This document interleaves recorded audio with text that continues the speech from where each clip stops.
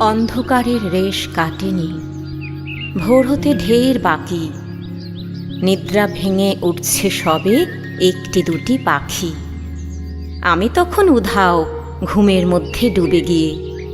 কোত্থেকে মা হঠাৎ এসে জাগান ধমক দিয়ে, অলক্ষণে কাণ্ড দেখো, ঘুমোবি আর কত, শিগগিরই ওঠ, এ দিনটা কি অন্য দিনের মতো। ঘুমের ঘরেই বলি, এটা বড্ড বাড়াবাড়ি, প্রতি বছর একই জিনিস, এতই কি দরকারি। দিদি বলল, কি বোকা রে, ঘুমিয়েই কাটাবি, রেডিও যেই বাজবে দেখবি পুজোর গন্ধ পাবি। দিদি বেজায় ঠাট্টা করে, মা চলে যান বকে। বাধ্য হয়েই বিছনা ছাড়ি, ঘুম জড়ানো চোখে। বাড়ির সবাই ব্যস্ত খুবই, সময় কি আর আছে। স্নান সেরে মা ততক্ষণে রেডিওটার কাছে।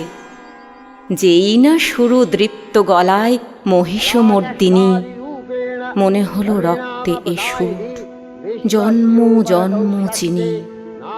সেই চেনা সুর, সে উচ্চারণ তবু প্রাণের তারে, না জানি কোন জাদুর ছোঁয়ায় নতুন বারে বারে। বাইরে দেখে উঠছে পাখি কিচির মিচির ডেকে, পুবের পারে রক্তরেখা কেউ দিয়েছে এঁকে।